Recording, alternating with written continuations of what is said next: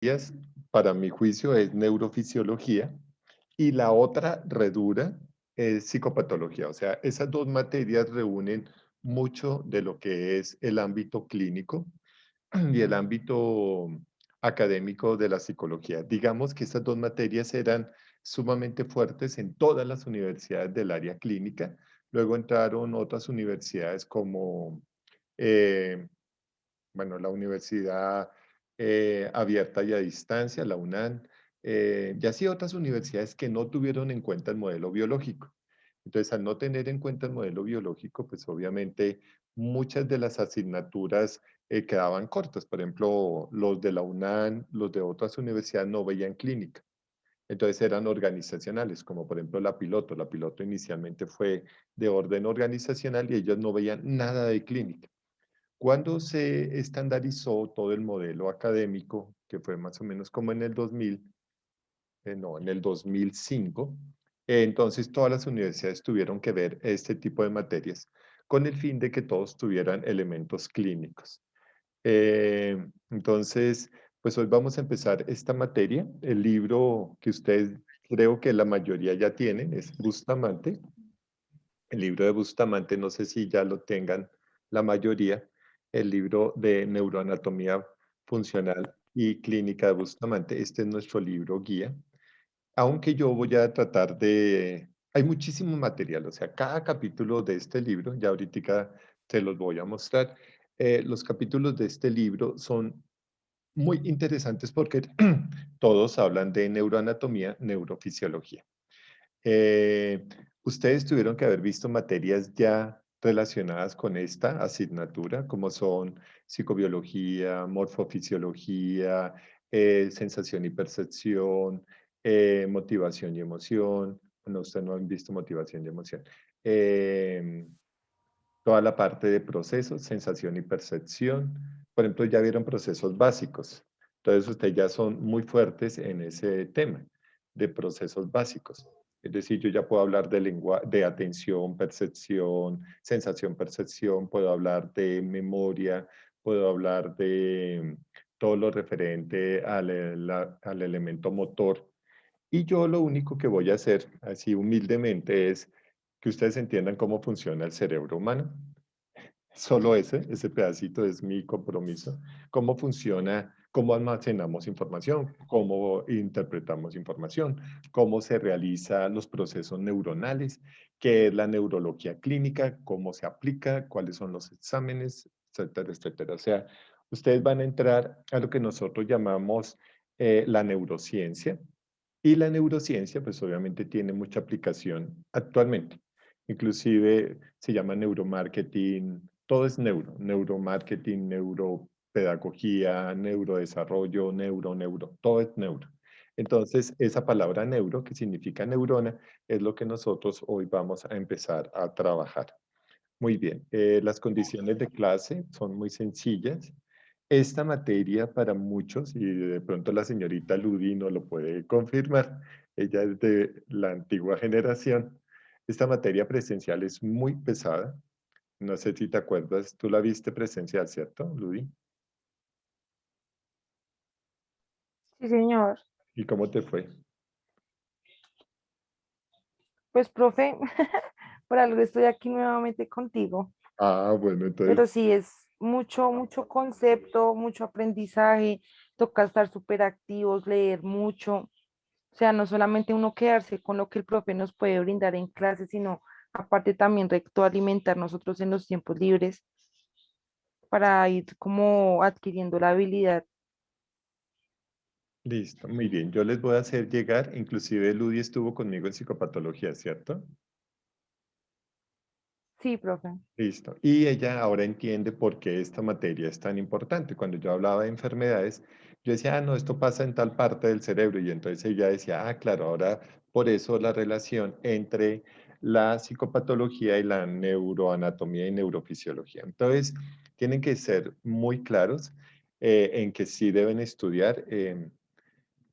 Digamos que esta materia, además de ser pesada, también tiene muchos elementos, como lo dijo Ludi, muy complicados, o sea, hay muchas palabras técnicas, como por ejemplo meninges, glías, que no, que entonces yo tengo la oligodendroglía y que entonces esa forma un tumor que se llama oligodendroglioma y que los oligodendrogliomas son tumores enraizados, que y esa raíz, eso es lo que ustedes tienen que empezar a entender. Cuando yo hable, no, es que estoy en un deterioro tipo demencial, en el código CIE10 es F10, F00 al F10, y entonces los síndromes mentales orgánicos se clasifican en y pasa por esto, y entonces la caída de los metabolitos. Entonces es muy complicada, es muy complicada. Eh, Tan es así que obviamente dictarla en 40 horas, pues lo hago siempre, pero siempre queda como ese espacio donde ustedes tienen que profundizar terriblemente. O sea, es muy fuerte la profundización. Listo, les pido por segunda vez, por favor, que todos se coloquen en cámara, que les voy a tomar la foto. Me va a tocar así porque hay mucha gente que definitivamente no quiere entender que esta clase no son virtuales, o sea, no es asincrónica, son sincrónicas. Significa que usted está conmigo en clase, ¿sí? Hay gente que piensa, ay, no, es que yo estoy escuchando y está haciendo otra cosa, entonces no.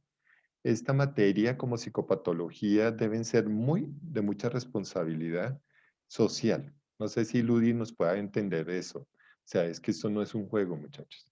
Si la psicología es muy vergonzoso lo que está pasando ahora en el mercado y es que todo el mundo piensa que ser psicólogo es fácil y para nosotros en la nacional no es fácil. O sea, nosotros tenemos una formación muy fuerte y yo quiero que ustedes tengan esa misma formación. ¿Listo? Juliana Mesa. Juliana. Profe, si tengo la cámara prendida. Ah, ¿tienes dos dispositivos?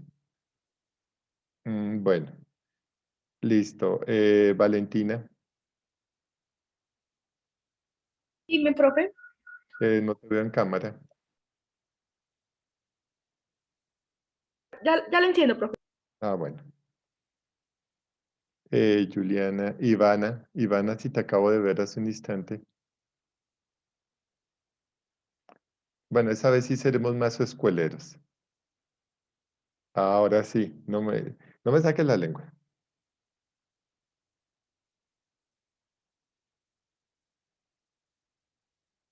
Listo. Un segundito que me falta una foto. Muy bien, listo. Entonces vamos a empezar la clase. Por lo general, bueno, les decía que las condiciones son muy sencillas. Usted asiste a su clase. Por lo general, voy a hacer un pequeño quiz al final de la clase. ¿Para qué? Para que como que se vayan entrenando, ¿sí? Ay, profe, que es que yo no puedo estar, que no sé qué. Bueno, tenemos que mirar eso, pero sí requiero que estén en clase. Va a ser varios parciales, 3 parciales, trabajos.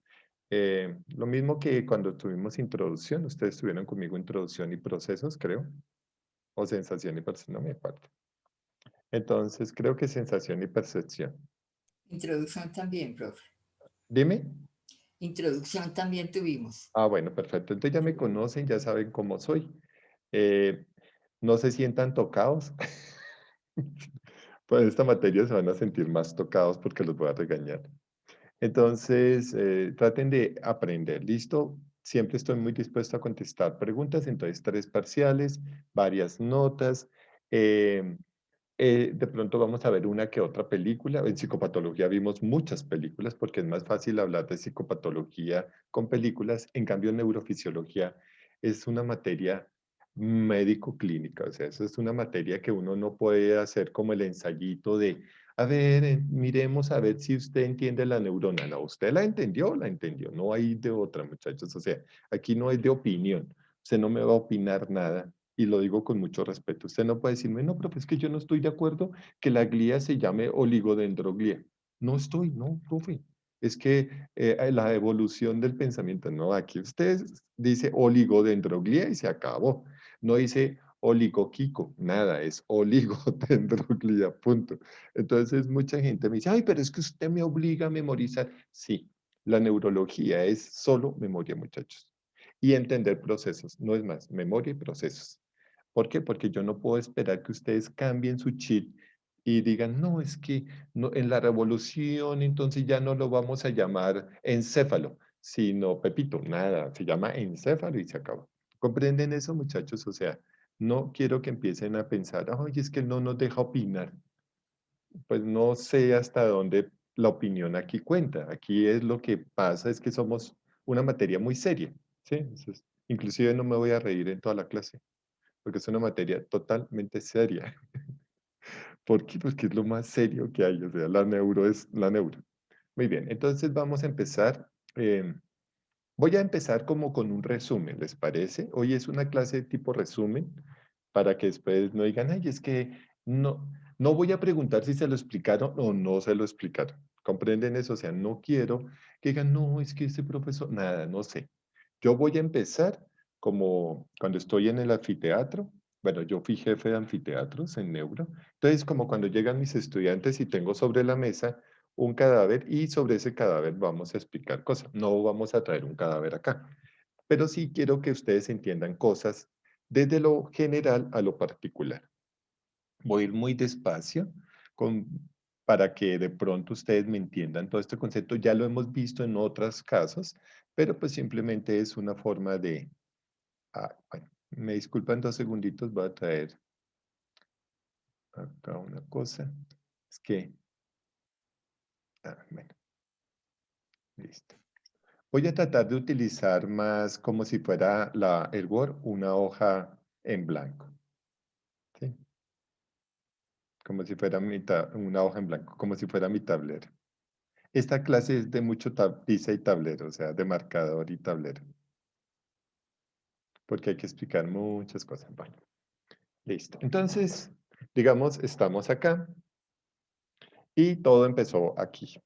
Entonces teníamos una célula, perdón. Teníamos una célula. Aquí tengo una célula.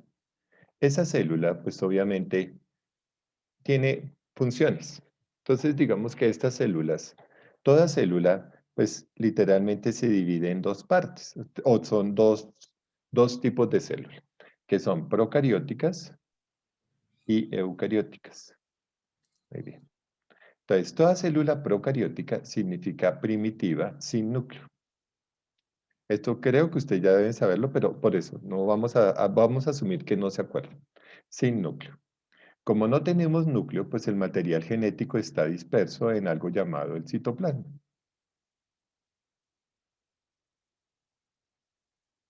Muy bien, listo. Pero esta célula procariótica tiene división asexual, es decir, como es célula primitiva, entonces ahí tenemos virus, bacterias, protozoos, algunos hongos. Y eso, pues obviamente, como tal, sin núcleo significaría que como que sus sistemas no son tan complejos. Es decir, una célula procariótica es una célula que no tiene tanta complejidad. Es así que, por ejemplo, voy a tener una euglena, aquí, esta euglena que tiene un flagelo, y esta euglena fácilmente yo la corto y se divide en 2. Entonces eso se llama división asexual. Entonces tengo aquí otra euglenita chiquitica y aquí tengo otra euglenita chiquitica. Pero esa euglena también podría ser lo siguiente. Se llama gemación, entonces, bueno, hagámoslo por aquí. Entonces yo tengo la euglena y le sale como una tripita así. Y esta euglenita de acá se separa y forma otra euglena. Eso se llama gemación. Entonces son tan primitivas que es muy fácil dividirlas. O sea, yo puedo separarlas, estudiarlas, cultivarlas, etcétera, etcétera. Pero a medida que la biología se complejiza, entonces esta célula, que ya es eucariótica porque tiene núcleo, una célula eucariótica con núcleo, entonces tiene un núcleo, esa célula pues obviamente ya tiene algo mucho más complejo.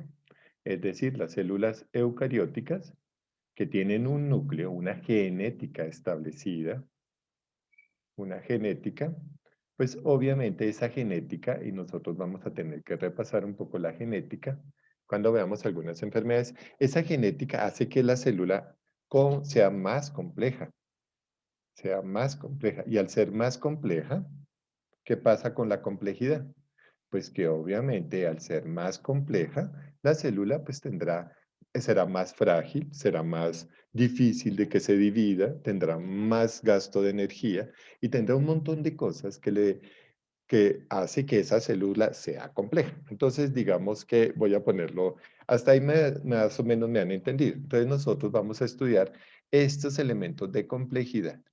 Pero a medida que las células se vuelven más complejas, mucho más complejas, aquí voy a colocarlo así, mayor, o sea, más complejas, pues su deterioro puede ser mayor. Y entonces habrán elementos biológicos que harán que ese deterioro de las células sea mucho más fuerte. Y eso es lo que genera enfermedad, o sea, ese deterioro. Se tiene que consumir más oxígeno, se tiene que consumir más agua, etcétera, etcétera. Pero esa complejidad, pues obviamente generará un mayor deterioro.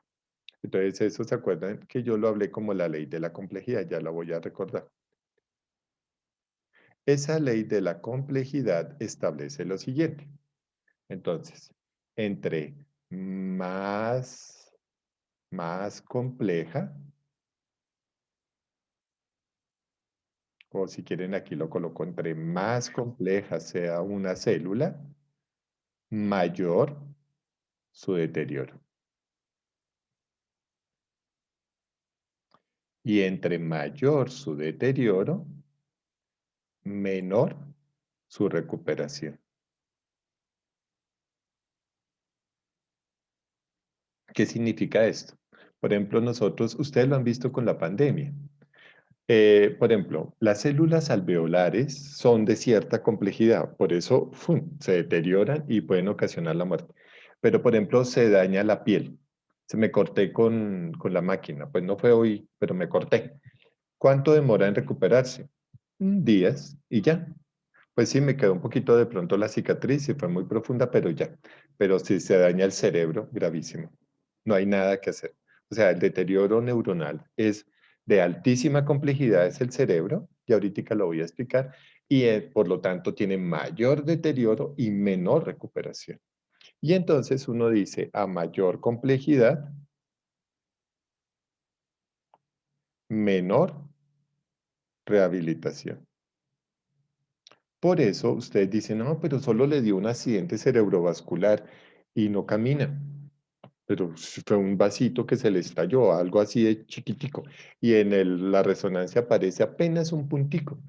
Pero ese puntico de sangre en el cerebro, que no debería estar ahí, pues ya ocasionó un deterioro. Y entonces se produce la ley inversa. Entonces se habla de 1 sobre aquí me queda difícil. Eso es inversamente proporcional. Entonces, las células a mayor complejidad, menor recuperación. Y frente a la enfermedad, a mayor complejidad, mayor enfermedad. Entonces, esa relación es directamente proporcional.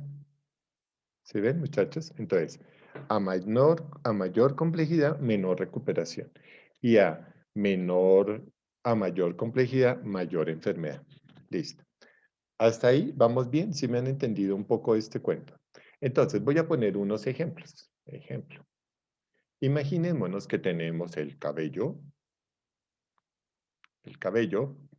tenemos las uñas, tenemos la piel, tenemos el hígado,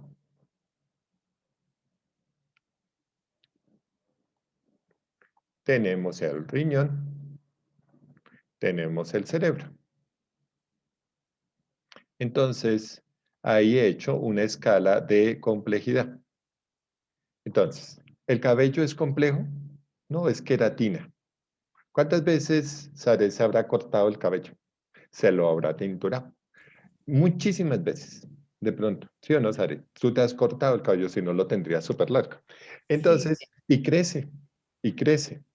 Punto. Más o menos crece 1 milímetro por día. Eso dicen las malas lenguas, 1 milímetro. Las uñas. Si usted no te corta las uñas, tendrá una uñera ahí gigantesca. ¿Pero por qué? Porque son muy fáciles de que se regeneren súper rápido y no las cortamos. Y además se nos encarnan. Pero listo, eso no pasa. La piel empieza a ser un poco más compleja. Entonces yo por ejemplo, me corté con la máquina de afeitar y no hubo problema, pero me quemé. Se dañaron las capas dermis, la epidermis, la subdermis y se dañó y se forma la cicatriz. Pero no, me salía el sol. Y ayer tomé el sol aquí en Miami, no les contesto, ya aquí en Miami. Entonces aquí en Miami estaba haciendo calorcito, me dijeron que en Colombia está haciendo un frío, la cosa más tenaz. Entonces en Miami salí ayer y no sé si me alcanzan a ver un poquito quemada la frente, ¿sí? Por el sol de la playa de ayer. Entonces listo, pero cuando vayas a Palm Beach la otra semana, pues ya se me habrá quitado y me he hecho bloqueador y se acabó. Entonces, entonces la piel, pues obviamente ya es un poco más compleja y si se daña mucho, pues obviamente sí se notará la enfermedad, pero si no, si fue apenas el sol que me quemó, ¿qué pasa? Me escamo, ¿sí? Se me caen las escamaciones, la piel son escamas, por eso se llama tejido escamoso, se me caen las escamas y por eso uno escama cuando se va a la playa. No sé si me entiendan la expresión, a uno se le cae la piel, pero no es porque se esté dañada como en, en una enfermedad, ahora se me fue, que se llama lepra, no es que se me caiga la piel por la enfermedad, sino que se dañaron las células escamosas y simplemente las perdí. Pero si se daña el hígado se repara fácilmente, todos los días el hígado está en reparación, pero si me pongo a tomar mucho alcohol, ¿sí? Si me pongo a tomar demasiado alcohol, pues ya mi hígado no va a funcionar, ya no se va a recuperar, no va a producir insulina, etcétera, etcétera, y entonces ahí tendría un problema. Pero si se me daña el riñón, ya la cosa cambia, ya, uy, se llama IRC, insuficiencia renal crónica, el riñón ya no funciona, toca llevar al paciente a diálisis, grave. Pero si se me dañó el cerebro, muy serio, ya no hay mucho que hacer, hay que esperar la recuperación, yo no puedo hacer mucho. Entonces, miren cómo ahí estamos utilizando la ley de la complejidad. ¿Listo? Entonces, la ley de la complejidad diría, pues, entre más primitivas, discúlpenme, voy a utilizar un concepto que no debería ser, pero entre más primitivas, esta sería la línea primitiva, o sea, esta es la más compleja y esto es lo menos complejo, pues, ¿cómo será su recuperación? Mucho mayor, ¿comprenden? O sea, hacia arriba se regenera muy rápidamente, pero si voy hacia abajo, grave, la enfermedad es mayor. ¿Comprenden eso, muchachos? O sea, a medida que yo profundizo en los tejidos, entonces más seria es la enfermedad. ¿Listo? Muy bien. Pero eso, ¿por qué lo estamos diciendo? Entonces, la ley de la complejidad establecería que yo tengo, bueno, voy a hacer algo que debería haber hecho. Entonces, estudiar el cabello, retonto, porque son queratinas. Estudiar las uñas, pues sí, para los honguitos. La piel, dermatología, aquí estaría todo lo de medicina interna, el nefrólogo y el neurólogo. De estos, ¿cuál es el más especializado? El neurólogo. ¿Se entiende? Porque él no tiene células fáciles de entender. O sea, el neurólogo será el que tiene que eh, comprender muy bien la función neuronal. Ahorita lo voy a explicar desde otro punto de vista, pero esa función neuronal lo es todo para el ser humano. O sea, es lo que le permite el ser, el pensar y el hacer. ¿Comprenden? Entonces, un poquito ahí. Hasta ahí, entonces, el profesional en neuro será el especializado, o sea, es el que va más allá. Muchos dirán, no, pero usted está diciendo que el dermatólogo no sirve. No estoy diciendo eso. Ay, que el médico internista no sirve. No. O que el nefrólogo, no. O que el gastro, no. Lo que estoy diciendo es que este sistema es complejo. Y como es tan complejo, neurocirugía se entrena en 7 años. Para que entiendan algo así, neurocirugía se entrena en 7 años.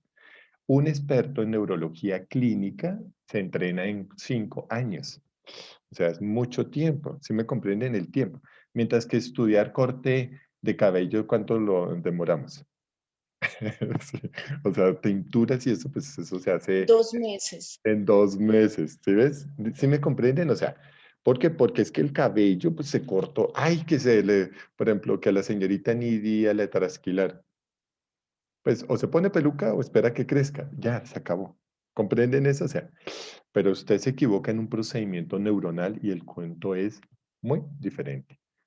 No se recupera, no se regenera, no va a pasar, no va a perder funciones y es muy grave. Entonces, nosotros nos vamos a dedicar a esto, al señor encéfalo y en todas sus partes. ¿Qué significa dentro del cráneo? Encéfalo. Y entonces nosotros vamos a estudiar todo de él, desde los elementos básicos hacia los elementos complejos. Y entonces eso es lo que significa esta clase. Entonces, la complejidad.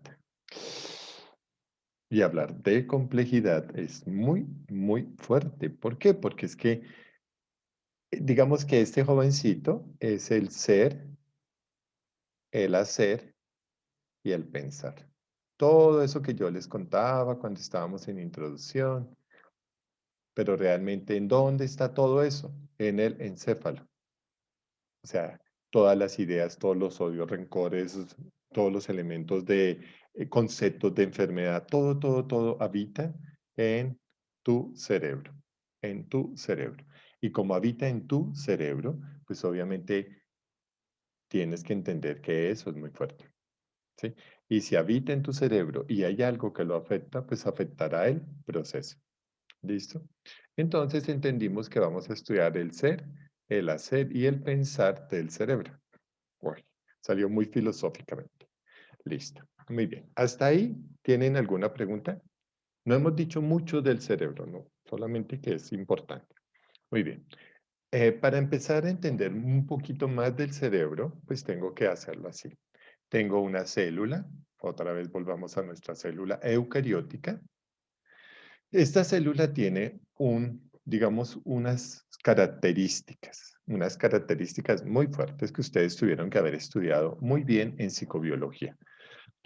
No sé si lo hicieron, pero tendrán que estudiarlos.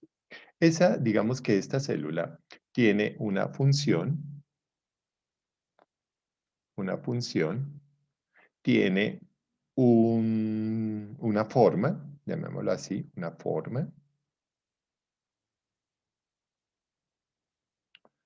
forma. Me quedaría más fácil si lo escribo, ¿cierto? Bueno, una función, una forma, una ubicación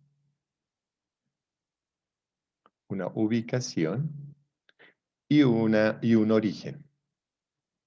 Y ahí van a aprender muchas cosas que voy a explicar. Un origen. Muy bien. Listo. Entonces, la función. ¿Qué función cumple? Y esa función se llama fisio.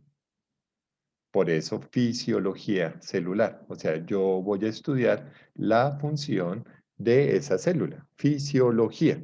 Entonces digo, no, voy a estudiar la fisiología de la nefrona. Entonces la fisiología de la nefrona es la excreción, reabsorción y manejo de las toxinas en la sangre. Esa es la función. ¿Sí ven? Esa es la función. ¿Cuál es la función dermis? Dermis significa piel. Entonces la función de la piel es mantener la temperatura corporal y evitar la pérdida de electrolitos y líquidos de la piel, del cuerpo humano. Es impermeable, no sé qué, a ciertos elementos, permeable a tal. Eso es la fisiología, ¿sí ven? Su función. ¿Cuál es la función de las pestañas? Evitar que la luz solar, de las cejas, perdón, evitar que la luz solar, bueno, y de las pestañas también, lesionen un poco el cristalino, que es el lente del ojo. ¿Cuál es la función de la lengua? Pues primero tiene movimiento para el lenguaje, es la que genera el aparato fonopronador, es la que permite la degustación de los sabores, etcétera, etcétera. ¿Sí? Esa sería su función. ¿Comprenden eso? Ahora la forma significa morfo. Morfo.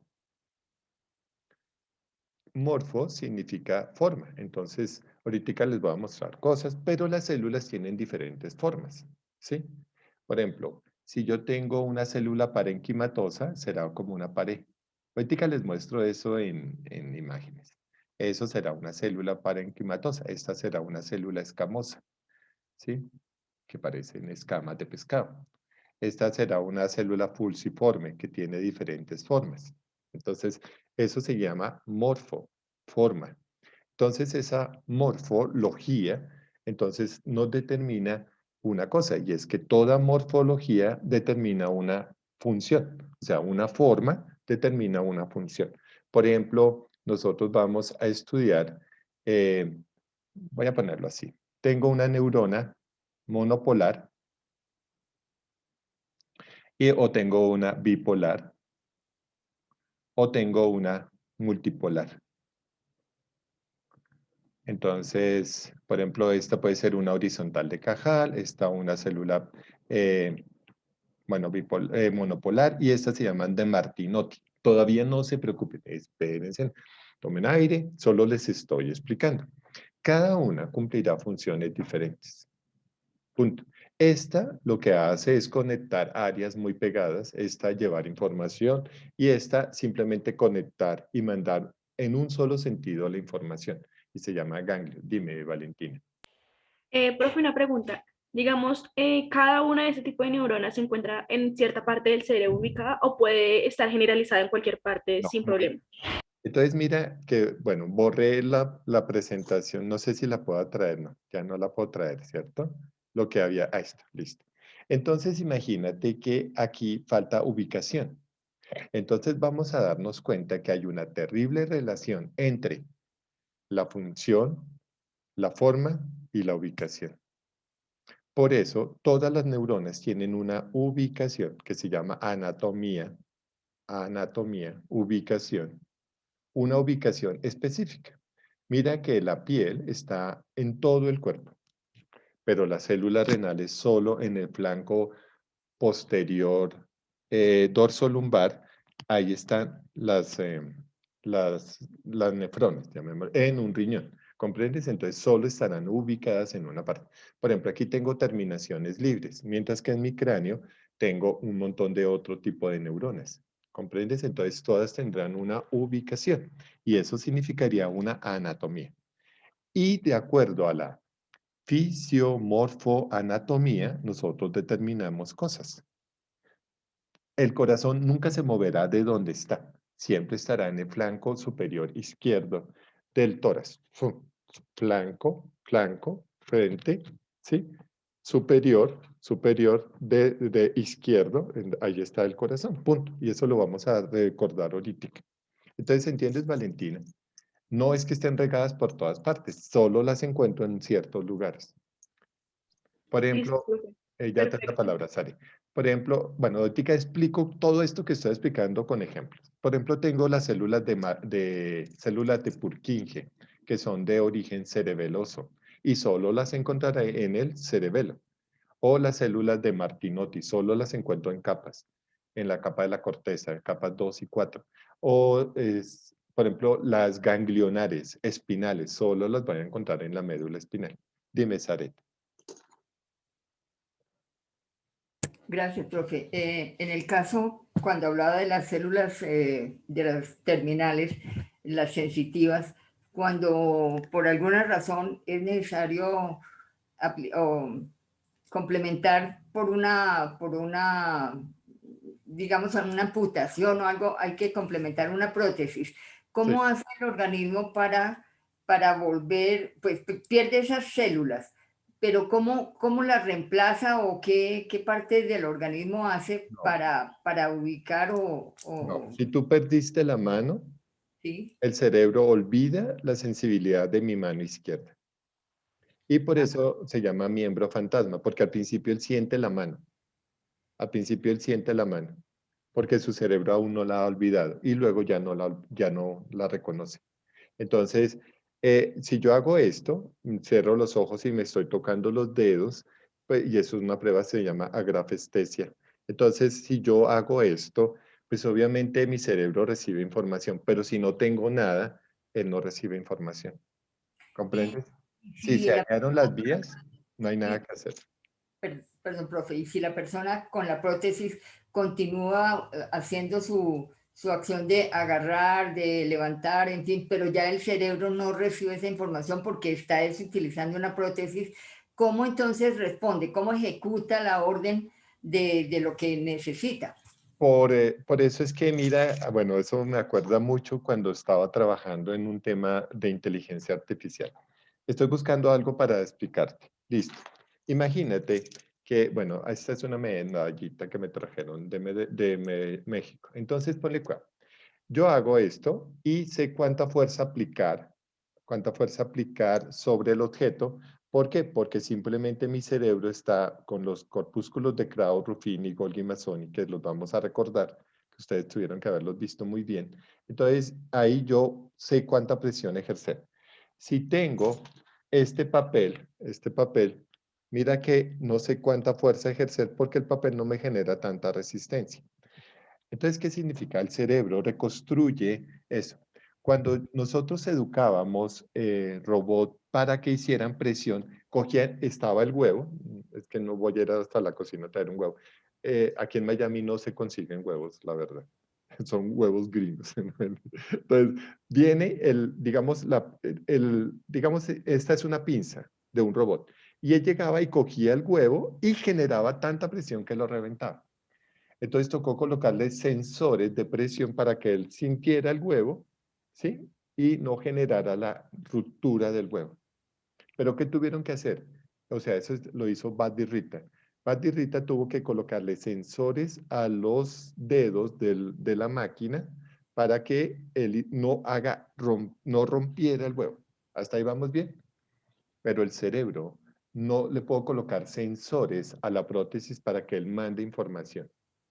Puedo generar alguna resistencia, digamos que perdí la mano aquí al muñón, que haga como alguna presión, pero no tendrá la especialización para coger un huevo y no romperlo.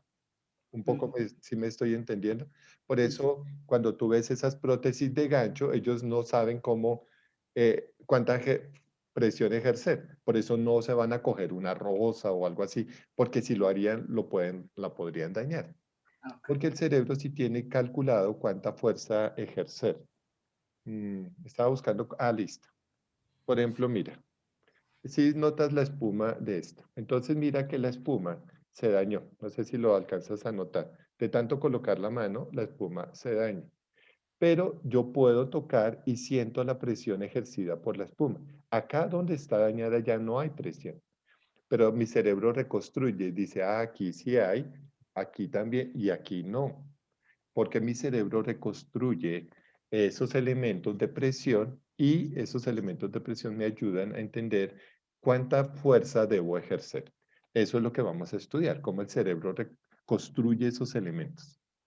O ¿Listo? sea, en ese caso, profe, una persona que, digamos, por la acción de las minas o pierde un pie o en fin, tiene que, en sus procesos cognitivos, tiene que deconstruir porque ya tiene que acomodarse a su realidad y Sí, ya no puede recibir información de lo que perfecto. antes hacía. Sí. Vamos con un ejemplo retonto, Zaret. Es un ejemplo que usted dice, ay, qué boba.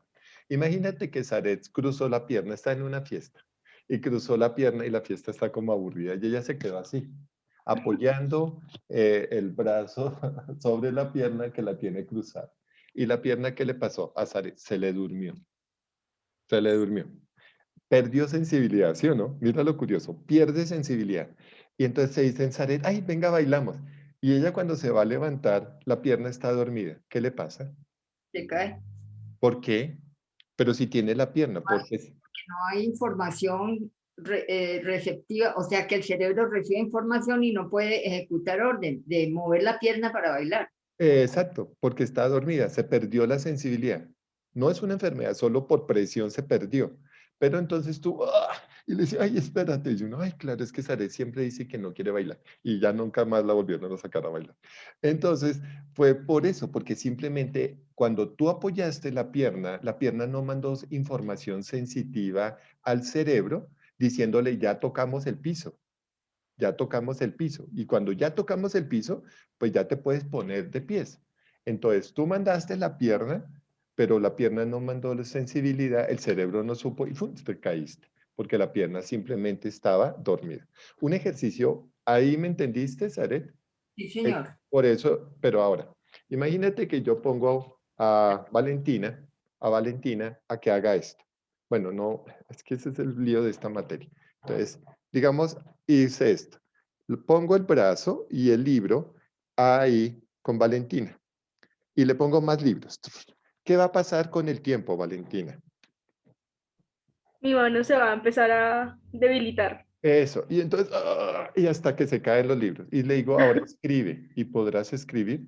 No porque ya tengo la mano temblorosa o algo así. Y está como dormida por el peso. ¿Comprende? Ajá, Y entonces, tensionada. y curioso, no perdiste la mano, pero no puedes escribir. ¿Sí me comprende lo interesante? O sea, es un ejercicio muy tonto, pero que les demuestra a ustedes que el cerebro necesita información aferente, sensitiva, para que él perciba y pueda generar procesos. En la medida que yo bloquee la vía sensitiva, se pierde el motor, el movimiento. Esa es una ley neurológica. Es Entonces, como un sistema de defensa, ¿cierto, profe? Que el profe envía, que el cerebro envía información que ya está cansado, que suelte los libros, o en fin, pero es para proteger. El cerebro está protegiendo el músculo, en fin, lo que tenga que ver ahí con ese esfuerzo. pues de pronto en este caso el peso sí, pero en el caso de Saredi y la fiesta, ¿de qué te querías proteger?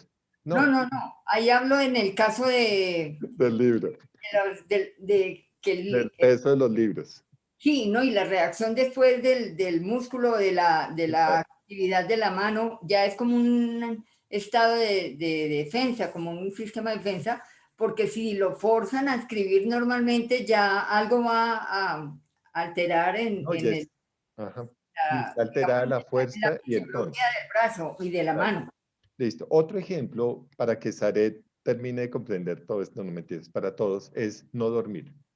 ¿Qué pasa si yo no empiezo a dormir? Los músculos empiezan a desgastarse y cada vez la información sensitiva que llega al cerebro es más pobre hasta que terminas cayéndote rendida y duermes.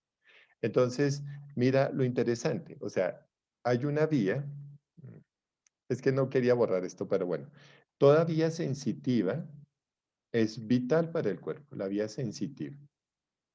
Y como esa vía sensitiva es tan importante para el cerebro, entonces eso genera movimiento. Esa ley es vital. Si se pierde la vía sensitiva, se pierde el movimiento. Pero si se pierde el movimiento, no se pierde la vía sensitiva.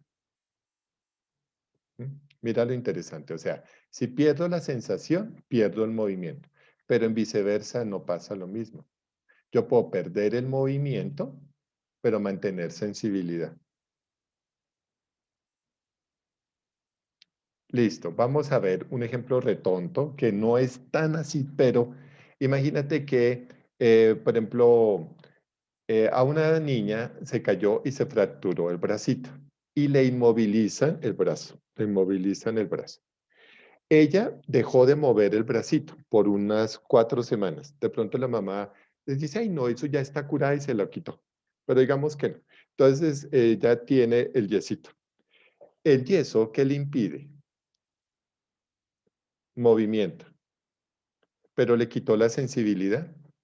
No, Muy bien. ¿Sí ven? O sea, el yeso le impide el movimiento, pero el movimiento no implica que pierda la sensibilidad. ¿Comprenden? Pero, digamos, voy a poner un caso, a la niña le apretaron terriblemente la manito.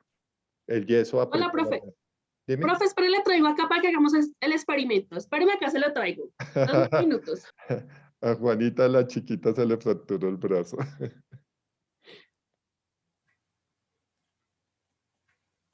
Va a salirme un momentico ahí para ver a la hija de Juanita, porque fijo se fracturó el brazo.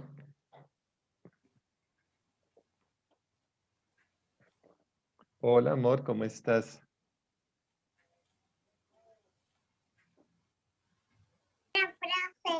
¿Qué te pasó en el bracito? La dejaron caer en el hospital. Ah, tenaz. Bueno, y quiero ver tus deditos.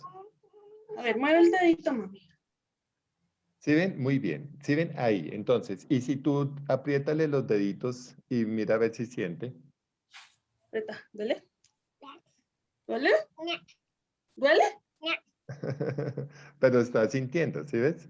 O Sí. sea, entonces mira lo que sucede. Ahí está evitado el movimiento, se evita el movimiento, pero obviamente la sensibilidad se Gracias, sostiene. hijo. Te amo. Pero si en algún momento la venda le aprieta mucho la manito y pierde la sensibilidad, pierde el movimiento. ¿Comprenden eso, muchachos? Eso es súper clave. O sea, pilas. Si yo pierdo la sensibilidad, pierdo el movimiento, pero si pierdo el movimiento no significa perder la sensibilidad. ¿Listo? Por eso es que en muchos, cuando veamos trauma raquimedular y hemiplegias, paraplegias, cuadriplegias, monoplegias, todo eso, dicen, bueno, pero profe, si fue una vía sensitiva, ¿por qué se perdió el movimiento? Y yo, por eso, porque se dañó la vía sensitiva y al dañarse la vía sensitiva, se daña la vía motora. Pero Pero no pasa lo contrario. Dime. Juana, son irreversibles mandar al hospital. por su recuperación. Listo, no te escuché, es que Ivana estaba hablando del hospital. ¿Los daños a las vías sensitivas son irreversibles o tienen recuperación? No, pues depende. Ahora hay otra ley. Entre más lejos del cerebro, más fácil se recupera. Entre más cerca al cerebro, las cosas no se recuperan. Pues es que me falta explicarles miles de vainas, muchachos. O sea, mira lo interesante. Me corté acá, acá. Está distal, se llama esto, distal, muy lejos. Es que me tendría que poner de pies. Entonces, miren qué tan lejos está mi brazo, mi dedo, ¿sí ven? Mire,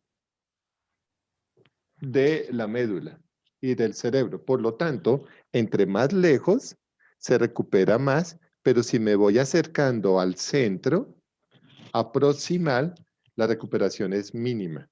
Y si me acerco al encéfalo, la recuperación podría ser 0. ¿Comprenden? Por eso me fracturé los dedos, fácil.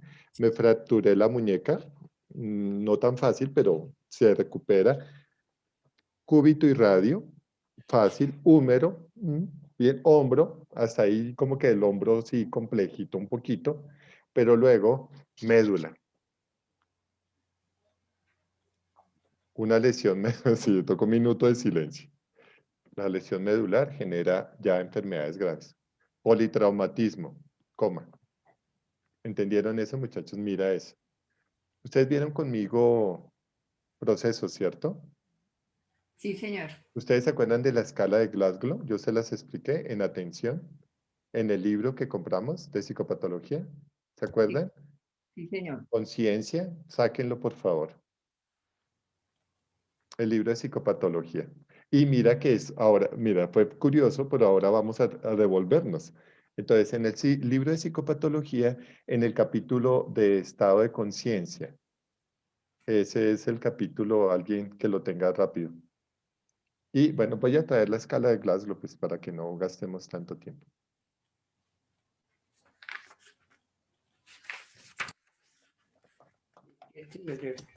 Es el 11, profe. Capítulo 11, busquen la escala de Glasgow, por favor.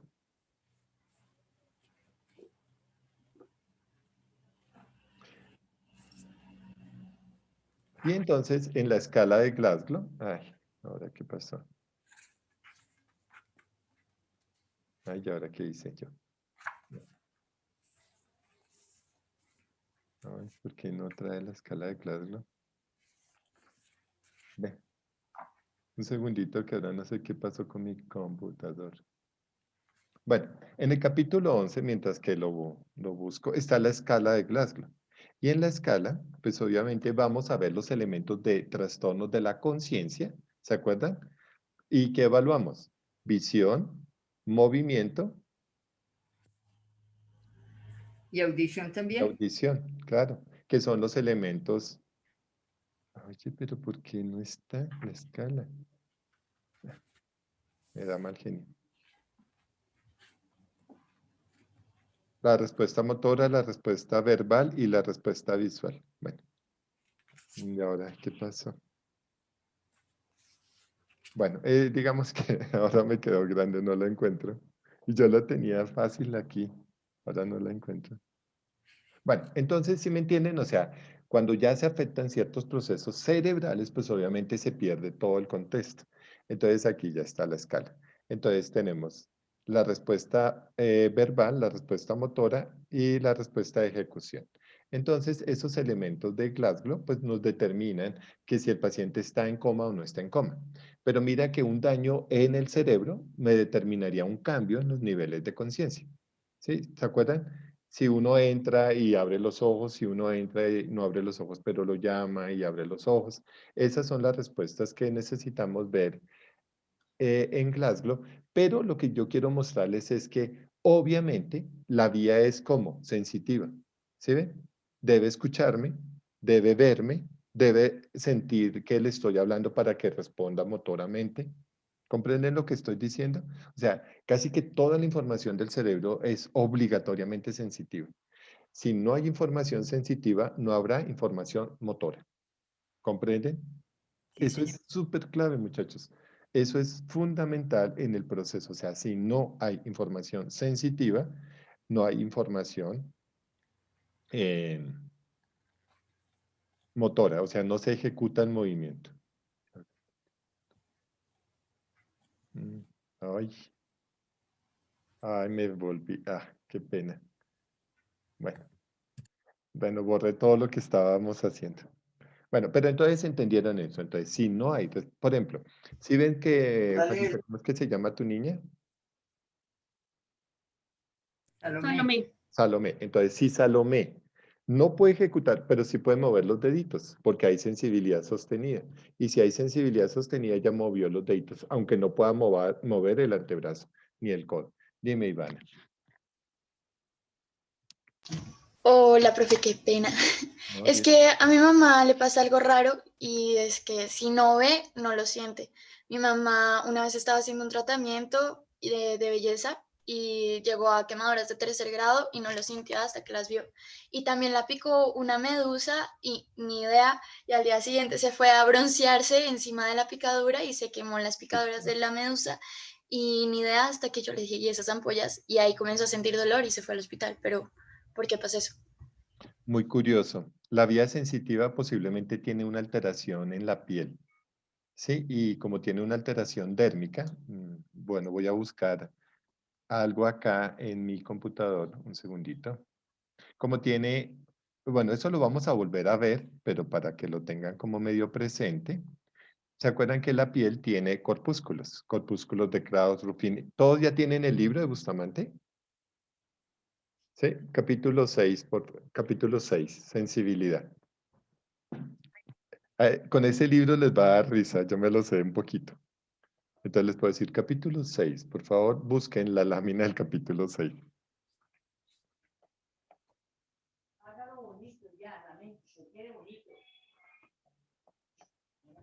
Entonces se llaman los corpúsculos. ¿Se acuerdan? En el capítulo 6, ¿ya vieron sensibilidad? Capítulo 6, sensibilidad. En la lámina 6.1, lámina 6.1, ahí están todos los corpúsculos, Krauss, Ruffini, Golgi, Mazzoni, tendinosos, intrafusales, extrafusales, ¿sí? Neurotendinosos, todos están, bueno, terminaciones libres, folículo piloso.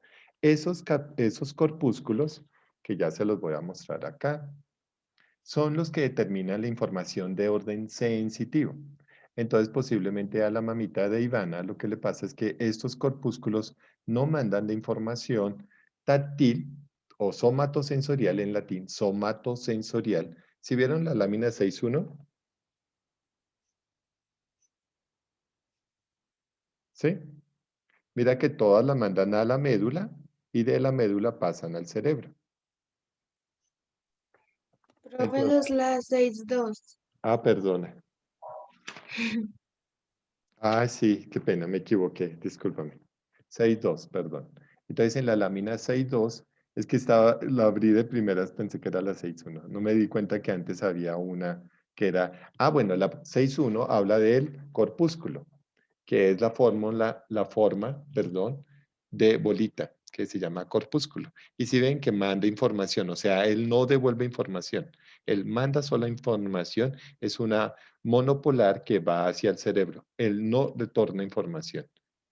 ¿Sí me comprenden? O sea, él solo envía información. Y esos corpúsculos, pues obviamente, si yo no tengo la información somatosensorial, mira lo que va a pasar.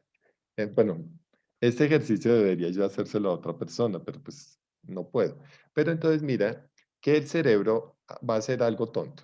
Bueno, si yo le digo al paciente, cierra los ojos, acá, cierre los ojos y yo le voy a hacer algo, no me va a rayar, voy a hacer algo en su palma, entonces voy a hacer un número. Yo pues obviamente me sé qué número me dice y lo percibí. ¿Qué número realicé? El 2. Entonces, o un símbolo matemático con los ojos cerrados, el más, o una letra. Es que me queda difícil hacerla, bueno, la A. ¿Comprenden? Entonces, esta información debe subir al cerebro. Hasta ahí es el 50% de nuestras funciones son de orden sensitiva, o sea, toda información debe llegar al cerebro.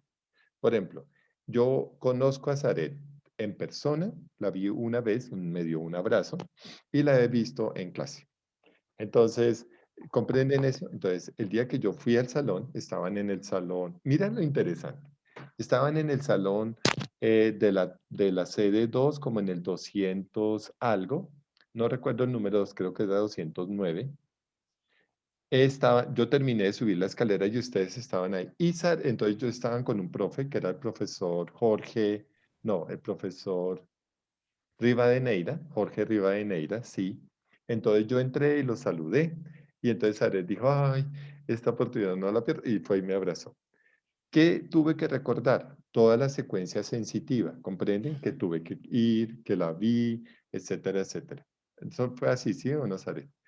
Y, y entonces, mira lo interesante. Ahí sirvió para estímulo sensitivo. Esa, porque ella me abrazó, ¿sí? Sí, Me señor. abrazó. Entonces, el cuerpo, bueno, la mente necesita información sensitiva.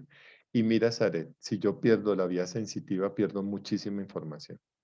Porque, ¿cómo la voy a procesar? O sea, ¿cómo proceso información si mi cerebro no le llega información? Es como si dijeran, a ver, ¿qué es lo más importante de la cocina?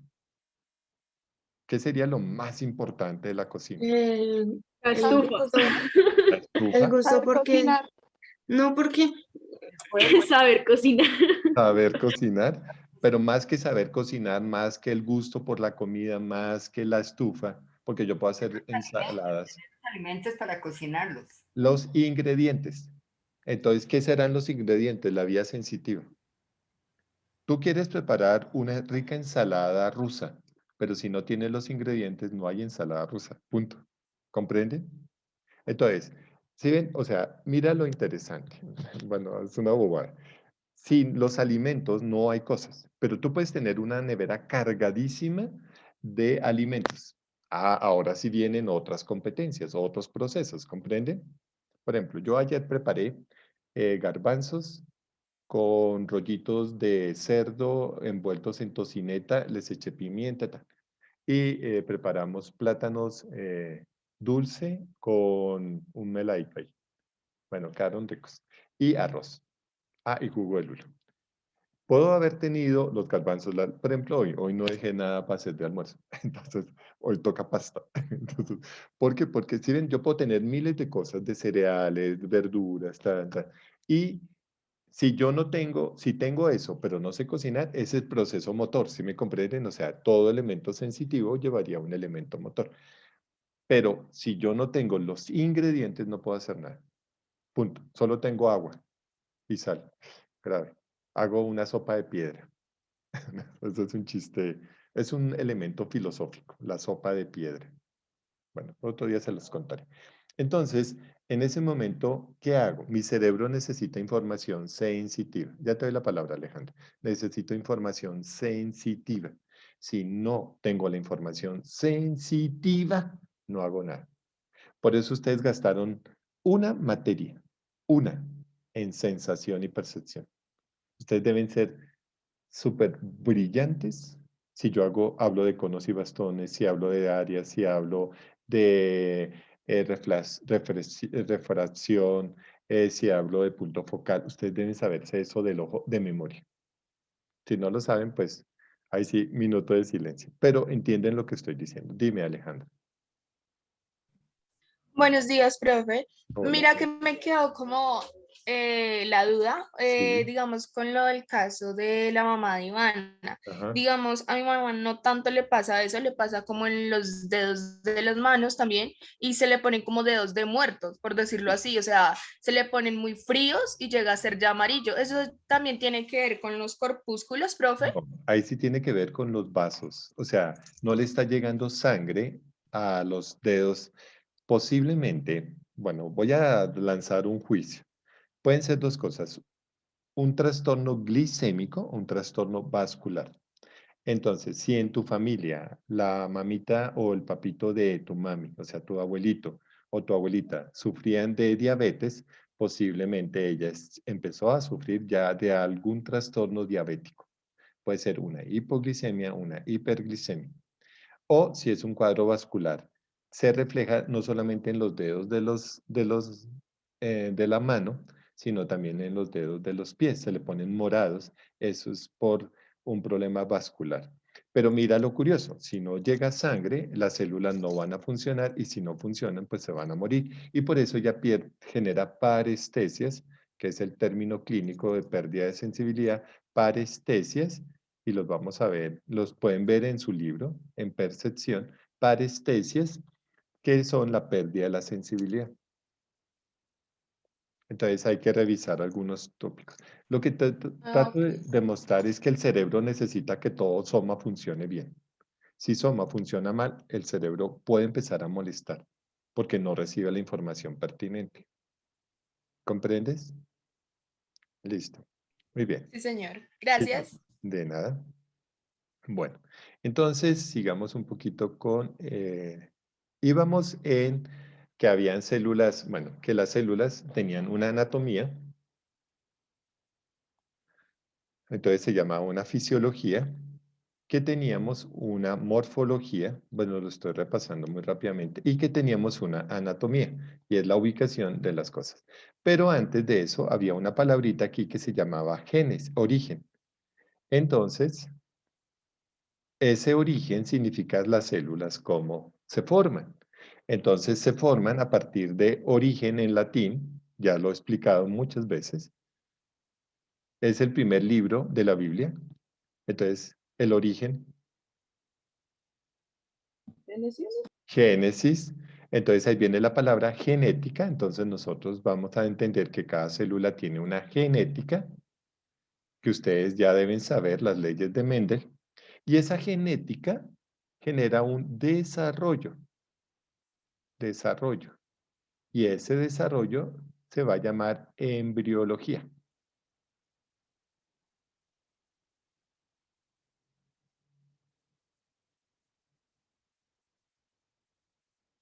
Por eso, literalmente, muchachos, cogemos nuestro primer libro, el capítulo de Bustamante, lo abrimos. ¿Alguien no tiene Bustamante? ¿Todos compraron Bustamante? No, profe, yo no tengo. ¿Yuri no lo Yo tiene? Tampoco lo Yo tengo, tampoco profe. lo tengo. Yo Bueno, tampoco. tendríamos que comprarlo. ¿Por qué? Porque Bustamante pues, es nuestro libro. Bustamante vale 48.000 pesos. Bueno, hay varias ediciones de Bustamante. Esta es la segunda edición. Está la edición verde, que es la primera, luego esta. Bueno, hay 5 ediciones. ¿Alguien tiene la última edición? El último libro, para que nos lo muestre, por favor. ¿Y cuál sería el último? Es Porque el no. naranja, ¿no es El cierto? naranja, muy bien. Ah, sí. Ya que está. Listo, muy bien. ¿Ven, Ángela? Ese es el último libro. ¿Cuánto te costó ese libro, Ángela? Muy bien. Nicolás también ahí lo mostró. Como 60 o Muy bien, menos. te tumbaron. Yo lo compré de segunda y me costó 20.000 pesos. Listo, perfecto. ¿Dónde lo compraste, Ivana? En Ivana, Mercado Libre. en Mercado Libre, por favor. Entonces, pídanlo. Son muy baratos. Ahora, hay un problema.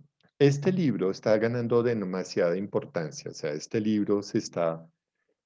Una vez me llamaron de Celso y me dijeron, pero ¿usted por qué manda este libro? Y yo, porque todos mis estudiantes tienen... Y entonces yo tengo este libro, este me lo dio Celso cuando yo era egresado de neuro. O sea, este libro estaba, bueno, ya no, ya no. Ya está muy usado. Pero el Celsius, que queda en la carrera séptima, número 43 algo. ¿Alguien sabe la dirección exacta? Entre la 43 y la 44 está Editorial Celsius. Editorial Celsius, frente diagonal a la entrada principal de la Javeriana.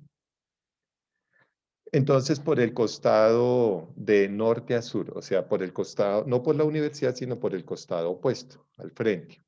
Ahí, si el año pasado les daban descuento a los estudiantes y el libro nuevo vale 48.000 pesos. En la editorial Panamericana, en la librería Panamericana, está un poquito más caro. Creo que ahí fue donde lo compró Ángela. Sí, señor. En la Panamericana está más caro. Bueno, y la iba a buscar. Alguien de pronto que lo consulte en cuánto cuesta en la Panamericana. Esos Vale libros, 75. ¿75? Sí. Yo fui cuando lo averigué con el de psicopatología y el de psicopatología estaba en descuento y estaba en 48 en ese momento en Panamericana original. Ah, qué bueno. ¿Y 70 y pico? Uy, hijo de pucha, que está carísimo. Búsquenlo en las editoriales del centro o búsquenlo en Mercado Y Libre. Dime. que digamos ese de neuroanatomía tocaba pedirlo, no estaba como tal. Mm, Imagínense, está agotado. Bueno, deben buscarlo, pues. Entonces, yo les comentaba que en el libro hay un PDF gratis, yo creo que lo debo tener, pero es que leer PDF es complicado, muchachos. No sé si a ustedes les pasa, a mí me parece reaburrido. Entonces, el capítulo número 1 es embriología, entonces por eso es nuestro primer capítulo, porque vamos a ver el origen de las cosas. Entonces, lo primero que vamos a hacer de pronto mañana o pasado mañana es empezar, no, pasado mañana tienen clase con la profe, lo que vamos a hacer es ver embriología. Embriología es el primer capítulo. ¿Listo? Muy bien. Entonces ahí tendríamos la fisiología, la morfología, la anatomía y la embriología o genética. Nosotros vamos a estudiar estos elementos inicialmente, estos elementos, que son el capítulo 1 de Bustamante. Entonces vamos a aprender cómo funciona, qué formas tiene. Bueno, capítulo 1, 2 y 3, más bien. Dime, Zaret. Gracias, profe. Es que tocando el tema de clase con la profe, ¿cómo haríamos con su clase para alcanzar a llegar a tiempo a No, la no, clase? no. Ven las 4 horas. Ah, ya. El jueves va a ser 4 horas con el profesor que tengamos. Exacto. Y Listo, así gracias. no hay problema. Ya le voy a Ok, decir inclusive a la profe para que ella sepa. En la parte donde dice genética, en la parte de abajo que es de L. Desarrollo. Ok, gracias. Desarrollo. Muy bien. Ahora se me... Bueno, ahorita le envío. Me acuerdas, Zaret, de enviarle en la nota a la profe. Bueno, entonces, básicamente, hasta ahí vamos a hacerlo así. Entonces, nosotros vamos a estudiar esos elementos de la neurología para luego pasar a procesos.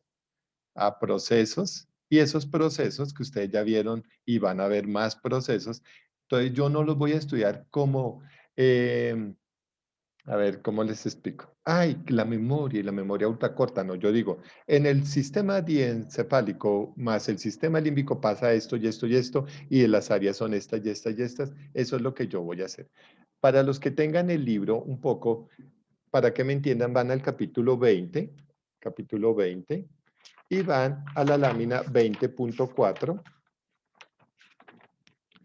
20.4, y yo, literalmente ustedes tendrán que ser expertos en todo esto, en las áreas corticales, en las vías, por ejemplo, capítulo 10 y 11, en el capítulo, bueno, en todos los capítulos del libro, que son vías medulares, sistema nervioso periférico.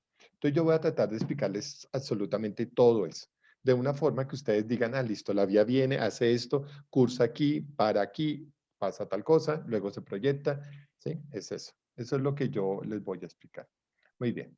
Para empezar entonces a explicar un poco todo esto, lo voy a hacer muy fácil. Eso lo hemos repasado muchas veces. Todo lo de digamos, los bioelementos, los elementos primarios. ¿Ustedes se acuerdan de eso? Entonces yo decía que había una ecuación que era la ecuación de la vida, que era agua más oxígeno Hidrógeno, más, carbono. sí, exacto, más glucosa produce ATP, adenosín trifosfato, que lo vieron en el ciclo de Krebs y fosforilación oxidativa, más CO2 más agua. Listo. Muy bien. Listo, muy bien. Entonces, ¿qué vamos a hacer? Entonces, primero que todo, vamos a entender. Una célula necesita estos elementos, estos de acá arriba, pues para desarrollar energía. Una célula se une con otras células y forma tejidos. Esos tejidos se forman para establecer un órgano. Y los órganos pueden ser agrupados en aparatos o en sistemas. Muy bien. ¿Qué diferencia hay entre un aparato y un sistema? Los aparatos están ubicados, o sea, tienen una anatomía específica. Anatomía específica. ¿Qué significa eso? Que el riñón solo está en cierta posición, dorsolumbar. Que el corazón, bueno, el corazón es un aparato. Que el pulmón está, el aparato respiratorio está ubicado en la caja torácica. Que el aparato urinario solo está en la vejiga, punto. ¿Sí me entienden? O sea, están ubicados en una posición. Que el aparato digestivo solo está en una, o sea, uno no encuentra intestino en el dedo del pie. Listo. Pero los sistemas no tienen una anatomía específica, sino que cubren, están ubicados en cualquier parte del sistema. Y ahí vamos a entender un montón de cosas. O sea, los sistemas son de todo el soma, de todo el cuerpo. El sistema endocrino, el sistema inmune, el sistema circular, cardiovascular, el sistema nervioso, todos están en todo el organismo. Muy bien. A partir de eso, no sé cómo hacer aquí. Bueno, a partir de eso, bueno, me tocó borrar así porque como si fuera un tablero. Entonces, Entonces, perdón, antes de borrar, al lado de la glucosa, el AT es ¿qué, por favor? ATP, Sí. adenosín trifosfato, es energía. ¿Ustedes no Ok. saben eso de su mitocondria? Ustedes vieron biología celular ya, ¿cierto? Sí, sí, señor, en Listo. psicología, ¿Y cuál es la función de la mitocondria? información. ¿Cuál es la función de la mitocondria? Producir energía ATP. Producir energía ATP, muy bien, Nicolás. Producir ATP. Energía. Entonces, mira que toda célula necesita mitocondrias para producir energía, para producir ATP. ¿Y para qué sirve la energía? Pues para caminar, movernos, pensar, perder las materias, cosas así. Para eso sirve la energía. Para que uno diga, ay, soy consciente que debo perder. Eso es energía y gasta uno mucha energía. Esa información sí no la recibimos. No, no es Estás como declaramos que no vamos a perder la batería. esa parte sensitiva la anulamos. Bueno, pero la escuchaste, que es lo importante y la procesaste. Entonces, digamos que el sistema necesita esta energía pues para producir cosas. Pero entonces ahí viene toda la morfología que tuvieron que haber visto. Entonces, el agua entra solo por el aparato digestivo. Entonces ustedes deben ser muy duros en aparato digestivo. Saber qué es la vía mayor, la vía menor, por qué se le llama gastro, qué son los esfínteres, qué es el cardias, qué es el duodeno, qué es el intestino, cómo se absorbe el intestino, qué hace el intestino grueso o colon. Eso ustedes deben sabérselo de memoria. Entonces el aparato digestivo permite que ingrese agua y también glucosa, o sea, eso también lo maneja el aparato digestivo. Entonces, el aparato digestivo son los encargados de el ingreso, ¿sí?, de glucosa y agua. El oxígeno es manejado por el aparato Respiratorio. respiratorio, muy bien. Y ahí está el pulmón. Entonces están los alveolos y entonces el alveolo hace difusión y entonces hay un paso de mayor concentración de oxígeno a menor concentración de oxígeno y del CO2 pasa al alveolo, etcétera, etcétera. Eso casi que yo solo lo voy a tocar en un sistema que se llama sistema neurovegetativo. Cuando yo explique el sistema neurovegetativo, les diré, ah, mire, ustedes tenían el estómago, el corazón. Vamos a ver, revisar eso, por favor. Vamos al capítulo 15 o 14, es que hay dos libros, bueno, mi libro está en el capítulo 14. No sé, en otras ediciones creo que el capítulo se salta uno, pero se llama sistema nervioso autónomo. Entonces, cuando yo trabaje el capítulo de sistema nervioso autónomo, van a revisar la lámina. Ah, bueno, el capítulo en el libro nuevo está bien bonita. Entonces aquí está toda la distribución de los aparatos y órganos del sistema autónomo. Está por colores, además, en la última edición. Entonces ahí yo diré, ah, miren, ¿se acuerdan lo que vimos, lo que ustedes estudiaron en Morfo del intestino? Entonces es del sistema nervioso parasimpático. Ah, el corazón es simpático por esto y por esto. Ah, el riñón es parasimpático. Y entonces ahí explicaré todo eso. Luego, hasta ahí sí me están entendiendo por qué voy a retomar esto del aparato. Porque vamos a ver el sistema nervioso autónomo, que como su nombre lo dice, es autónomo, no necesita ser consciente. O sea, uno no le dice al estómago, a ver, hermano, pero funcione, no sea perezoso, a ver qué le pasa. Nada, es automático, por eso autónomo. Es de elemento inconsciente. Uno que tal dormido y se le olvida el corazón respirar y uno, a ver, corazón. No, gravísimo. Entonces, por eso se llama autónomo. Es en estado de inconsciencia. Y ahí vamos a notar por qué en la SUSI se colocan esos sistemas autónomos con apoyo, corazón, pulmón y riñón. Luego, entonces, tenemos que, ahí estudiaremos eso, luego vemos que el CO2 es eliminado por el aparato respiratorio y el agua es eliminada por el riñón, aparato renal. Bueno, el agua es eliminada por 4 subsistemas, que son piel, digestivo, o sea, yo puedo eliminar agua por el aparato digestivo, cuando tengo pues materia fecal sale húmeda. La respiración también pierdo agua, pero donde pierdo el 99.9, no mentiras, el 99 por ciento de agua es en el riñón, se llama aparato renal, y aquí tendríamos uno que es el aparato urinario, que es el que saca la orina. Entonces sale la orina, listo. Esos serían los 4 aparatos que nosotros estudiaremos en neurología, que son aparato respiratorio, digestivo, renal y urinario. ¿Por qué no estudiamos sistema aparato genital?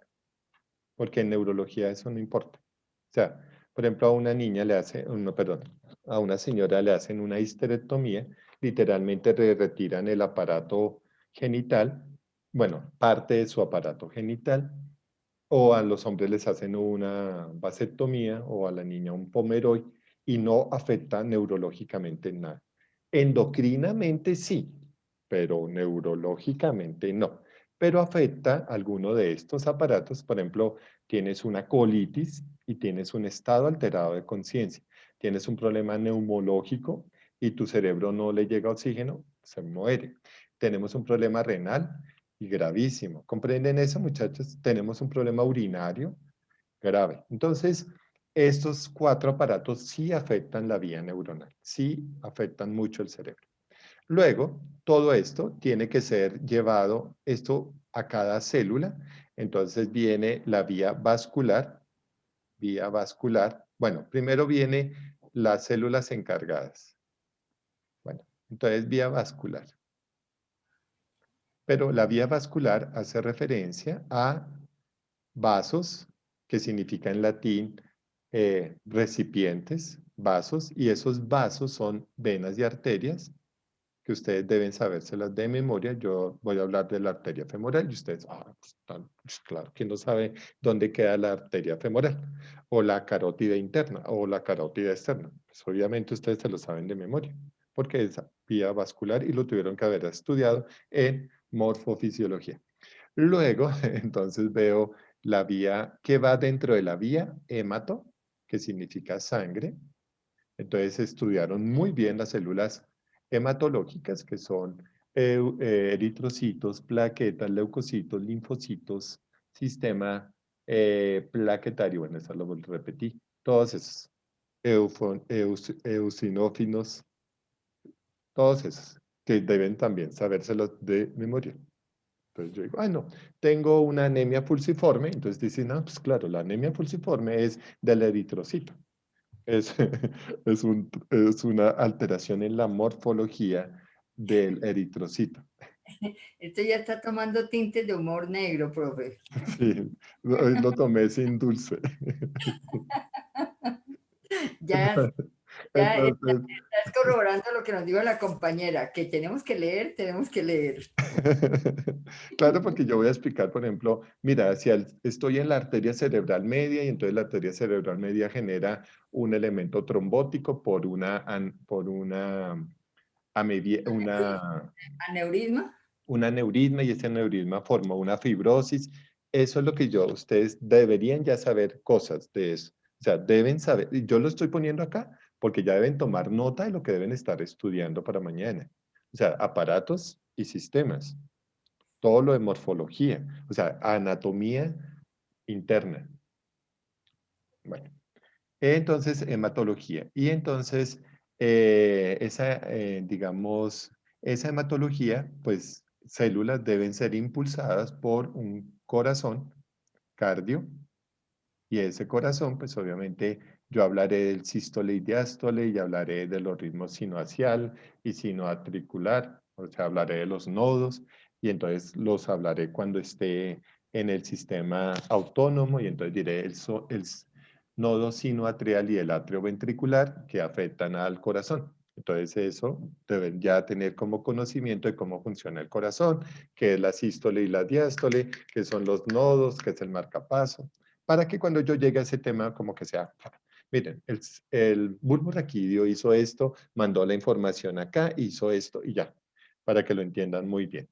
Luego, entonces, estas vías van por todo el cuerpo, saber qué es una vena, qué es una arteria, solo por molestar.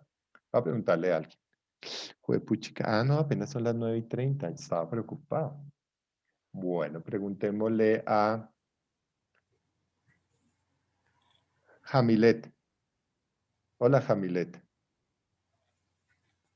Jamilet. Jamilet. Bueno, empecemos mal con la señorita Jamilet. Bueno. No sé si están viendo, voy a empezar a hacer aquí un escrito. Profe, me está escribiendo que tiene problemas de internet. No sé. Muy triste la señorita Jamilet. No, la verdad es que todo el mundo va a decir lo mismo y estoy tan cansado con eso. Laura Vázquez. Hola, profe. Hola, Laura. Te quiero en cámara. Ya, es que tengo el celular cargando. Y entiéndame un poco el mal genio, muchachos. Es que todo el mundo se excusa. No, no tengo cámara, no me sirve, no sé. El vecino cambió de clave y ahora me toca subir a buscarle al vecino. Laura, ¿qué es una arteria y qué es una vena?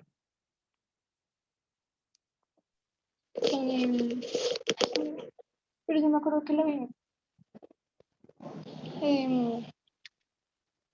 Una arteria son las que están en el corazón, ¿sí? Están en el corazón, o sea, se les quiere mucho. Son las que salen del corazón. Son las que salen del corazón hacia el cuerpo. Ay, no, profe. No me acuerdo bien. Bueno, Laurita, preguntémosle a Juliana. Señor, Lo misma pregunta que le hice a la señorita Vázquez. venas y arterias, pues las venas son las que... Están buscando en el internet, por eso me No, odio. profe, es que lo tengo en el cuaderno. Mire, profe. Bueno, listo, entonces contéstame. Venas y arterias, bueno, dice que yo tengo acá que las venas llegan al corazón, las arterias salen del Muy corazón. bien, esa es. Muy bien, gracias, Juliana. Bueno, no te pongo 0, pero tampoco te pongo 5. Listo, muy bien. Entonces es eso. O sea, una arteria llega al corazón, sale del corazón, perdón. Por lo tanto, no todas las arterias llevan sangre oxigenada. Hay una arteria que se llama arteria pulmonar que sale del pulmón, que sale del corazón hacia el pulmón con sangre con dióxido de carbono. Esos son los datos que ustedes deben tener muy claros, porque yo digo, esto es circulación menor, circulación mayor. Entonces voy a ver la circulación mayor del sistema. Entonces, es la que va del corazón a todo el cuerpo, mientras que la circulación menor va del corazón al pulmón. Muy bien. Luego, entonces, estas, digamos que deben saber qué son los ritmos, qué son las ondas P, Q, R, S, T. Eso es todo lo del sistema autónomo. Eso lo va a manejar el sistema autónomo y el tallo cerebral, o sea, eso fundamental. Luego vamos a ver sistema endocrino. O sea, el sistema endocrino es quien determina los tiempos. Entonces, el sistema endocrino determina cuándo van a pasar las cosas. Entonces, vamos a ir a nuestro capítulo 18, diencéfalo, capítulo 18.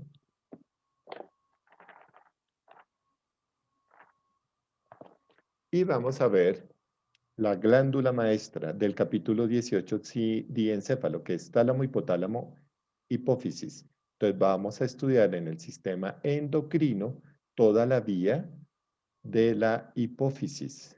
Y en la hipófisis vamos a estudiar todo el sistema endocrino. Y el sistema endocrino genera grandes, digamos, no afectaciones, o sea, el sistema, grandes impactos al cerebro. O sea, porque tiene la glándula maestra que se ubica en la silla turca del esfenoides. Entonces, ahí tendríamos la silla turca. Y entonces vamos a estudiarlo, todo el sistema endocrino, cuando yo vea el capítulo 18, diencéfalo. ¿Sí ven cómo todo se está empezando a relacionar, muchachos? O sea, yo digo, listo, eso lo voy a ver en tal parte. Luego vamos a ver todo el sistema de defensa. El sistema de defensa. Y ese sistema de defensa se llama inmunológico. Entonces vamos a estudiar cómo se defiende el sistema. Entonces, cómo lo hace el sistema diencefálico, cómo lo hace el sistema, parte del sistema límbico, cómo se prepara, etc. Y luego vamos a ver, ¿puedo borrar esto, muchachos? Es que aquí no sé si ven que estoy al borde de la página. Bueno, hagámoslo aquí. Entonces, imagínate que todo esto es regido por el sistema nervioso. Todo es regido por el sistema nervioso. Entonces se llamó, ahorita les explico algo que me parecía muy interesante. Entonces, mire que el sistema nervioso va a ser el director de orquesta. Tiene que ver indirectamente con todas las células del cuerpo. Pero si todas las células del cuerpo no funcionan bien, él se verá afectado. O sea, es una relación diádica o simbiótica. Hay una simbiosis entre la función neuronal y el soma, porque sin uno no vive el otro. Punto. Si, por ejemplo, yo tengo muerte cerebral, el cuerpo literalmente perdió sus funciones. Se mantiene corazón, pulmón y riñón. ¿Sí me comprenden? O si yo tengo una cuadriplegia, pierdo la función del cuerpo, pero no mi cerebro funciona. Entonces, digamos que, pero no funciona bien, no cumple las funciones que debe cumplir, como el profe Montoya. ¿Comprenden eso? Entonces, se necesita el uno al otro. Entonces, nosotros vamos a gastar 40, bueno, ya no 40, sino 38 horas para estudiar a este jovencito, al sistema nervioso. ¿Sí? Y todas sus enfermedades y todas sus cosas. Muy bien, preguntas hasta ahí. Por eso es tan importante que sepamos todo este funcionamiento. Muy bien, listo. Ahora voy a dejarlos con un pequeño video. Hasta ahí no, sí me han entendido todo este cuento. O sea, es muy complejo, muy complejo. Bueno, hoy era la introducción un poco, pero voy a mostrarles un video que me parece muy sencillo de entender sobre el sistema nervioso.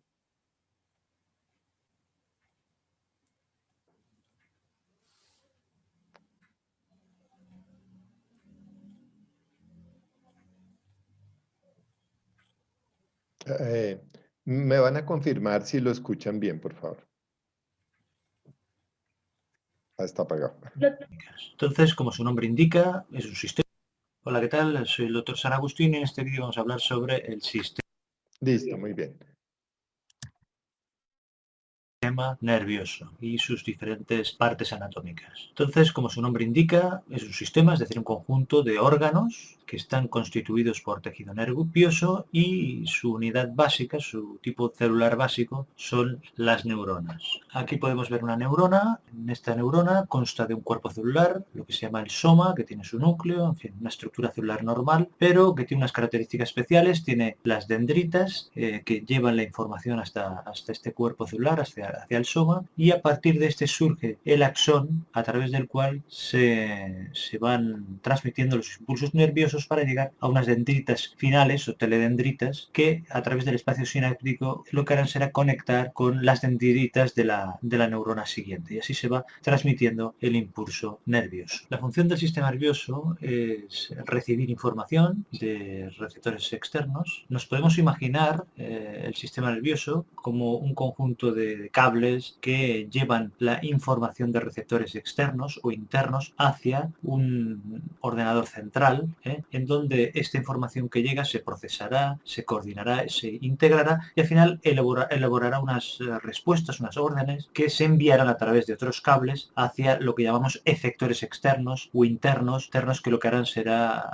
serán obedecer a estas órdenes. O sea, sería toda esta maraña de cables. Entonces, el sistema nervioso central sería este ordenador central que estamos representando aquí, y el sistema periférico sería toda esta maraña o red o telaraña de cables que se distribuyen por todo el cuerpo. Y esta metáfora nos sirve para introducir las dos principales partes del sistema nervioso, que ya las he dicho: el sistema nervioso central, SNC, y el sistema nervioso periférico, SNP. El sistema nervioso central es la parte del sistema nervioso hacia la que llega información y es a partir de la que sale la información. Procesa toda esta información y genera órdenes. Entonces, como se puede ver en esta imagen, consta de dos partes fundamentales: encéfalo y médula espinal. Aquí empezaremos por el encéfalo. En la imagen lo han dividido en varias partes para que se vea con mayor claridad. Constaría el cerebro, que es la parte más grande, después el cerebelo y el tronco del encéfalo. El tronco del encéfalo, a su vez, se puede dividir en tres partes también, que serían el mesencéfalo, la protuberancia y el bulbo raquídeo, que en la imagen la protuberancia la llaman puente de Barolio. Al tronco encefálico también se le puede llamar tallo encefálico, y a veces se utilizan diferentes nombres. Aquí a la derecha podemos ver una imagen un poquito más compacta de lo que es el encéfalo, que está protegido por el cráneo, y si nos centramos en el cerebro, como podemos ver, esta imagen consta de dos hemisferios, derecho e izquierdo, lo estamos viendo desde arriba, que están separados por una cisura, y la superficie se llama corteza cerebral y se pueden ver unos pliegues que se llaman circunvoluciones cerebrales. Es donde están las funciones más avanzadas del ser humano. El cerebelo,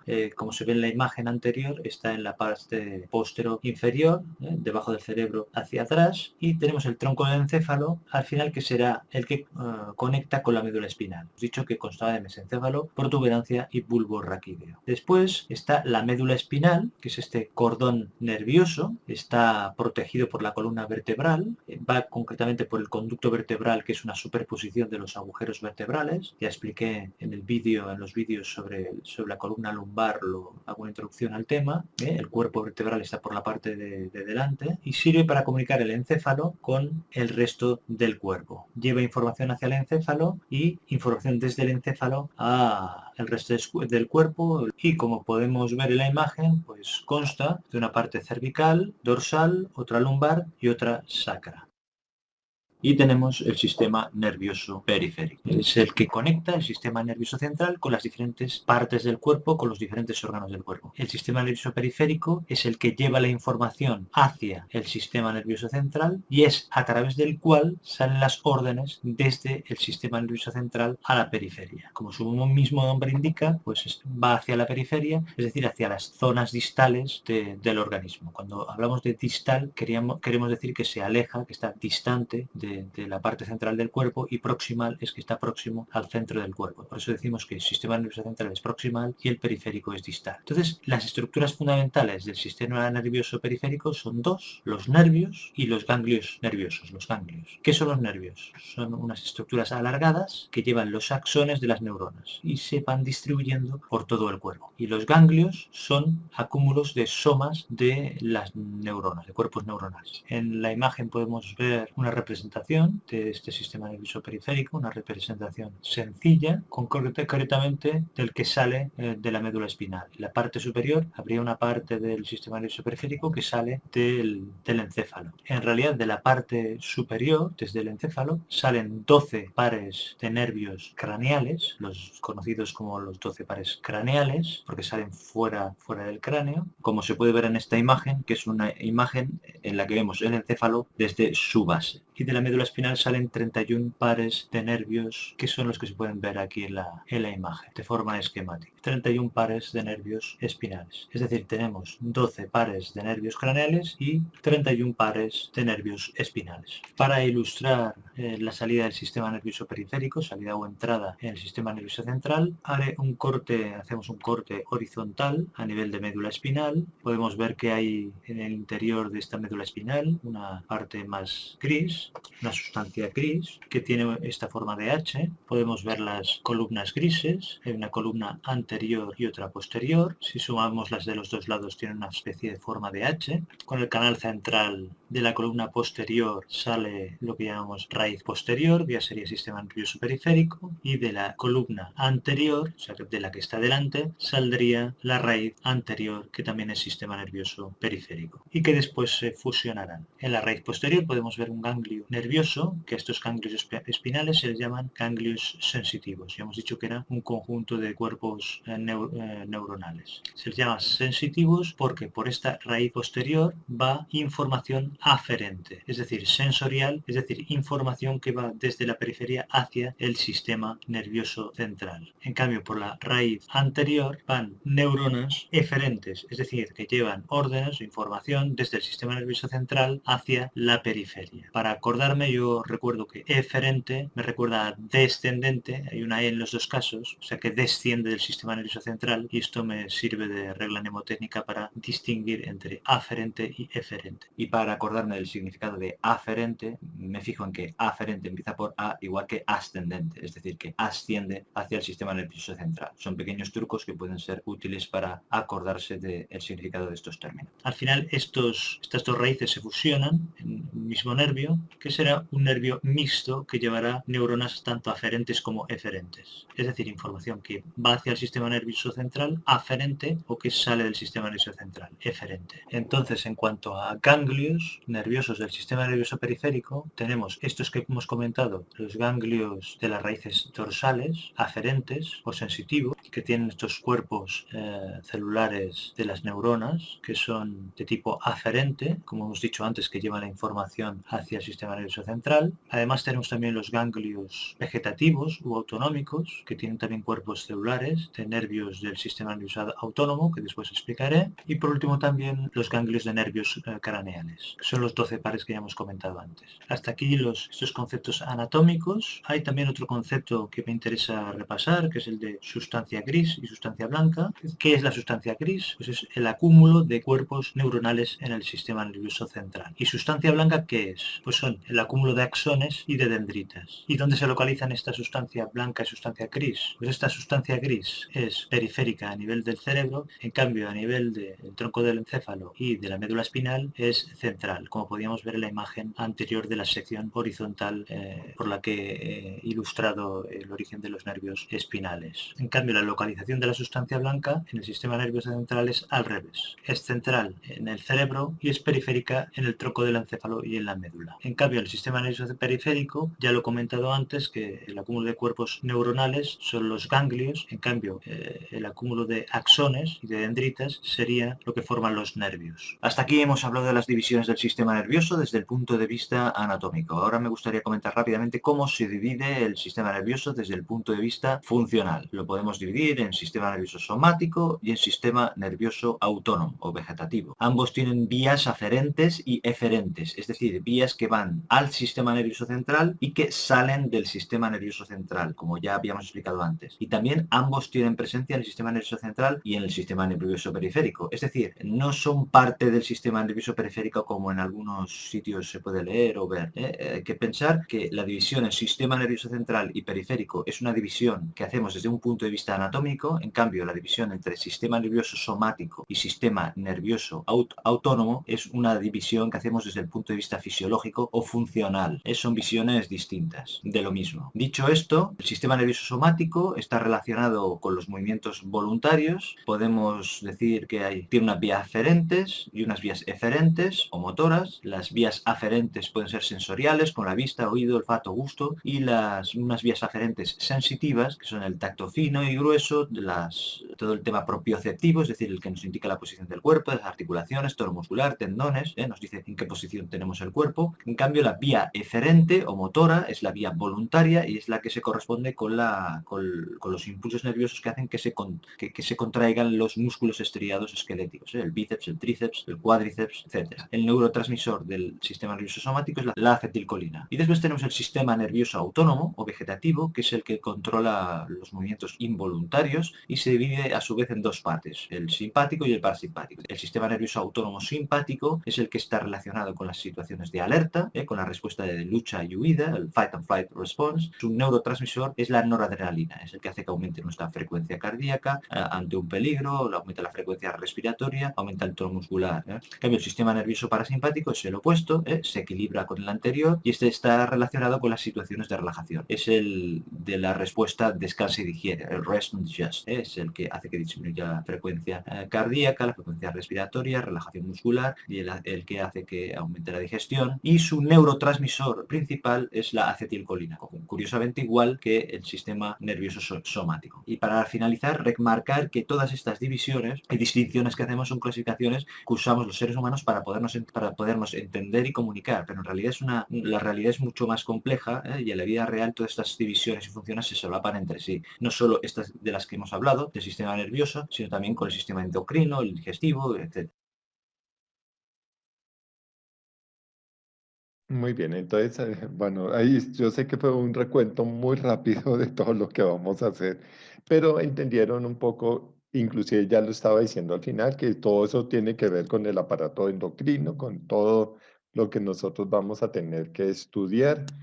Entonces, aquí, pues, me resta decirles que materia un poco pesada, hacerla muy gráfica, pero sí, obviamente, tenemos que tener muy en cuenta que si no estudiamos, pues vamos a tener serios inconvenientes. Esta vez no voy a dejar, tal vez haré muchos más parciales, pero en clase, o sea, entramos a clase 9:30 y así lo voy a hacer con los de la noche, 9:30 a 10 o 9:40 a 10 tienen para presentar sus parciales, sus quizzes y no más. Muy poco tiempo para que no sea, espérese, consulto el internet, no, espérate. Entonces, todos los días deben estar preparados que yo pueda decir, mañana voy a hacer quiz. Entonces, por favor, deben estar muy atentos. Si alguien me dice, no, profe, es que yo estoy trabajando y entonces no entendería un poco eso, lo digo con mucho respeto. Si usted se inscribió a esta materia, me pasó con psicopatología y de pronto Ludi me puede entender. La gente no entra y es muy grave, o sea, estamos viendo las materias importantes, entonces muy delicado eso. ¿Listo, muchachos? ¿Preguntas antes de irnos? ¿No? Profe, vi hoy en la circular que nos toca ir, es el 17, 24 y 30 a la universidad. Sí, no más. No más. No más. Pero entonces, pero también estaba viendo el horario de la otra docente, nos toca ya también con ella ya. Sí, claro, pero el jueves. El jueves. El Este jueves jueves. van con ella 4 horas. El jueves que sigue tienen conmigo 4 horas. Sí, Listo. para no ir. Bueno, es que realmente yo no había escogido ir, porque pues prefiero que hagan procesos presenciales, pero pues me asignaron y entonces me toca ir. O no sé cómo está, la verdad es que no he mirado cosas. Pero bueno, yo les tengo una razón. Mañana, este jueves, es 4 horas con la profe. Y después yo repongo las 4 horas. Entonces, para que entiendan eso. O sea, no tienen que desplazarse hasta, o sea, tomar la clase de 8 a 10 con ella y luego conmigo, no. Van con ella y ya después yo te pongo las 4 horas. ¿Listo? Bueno, no sé si hay alguna otra pregunta. Puede regalar.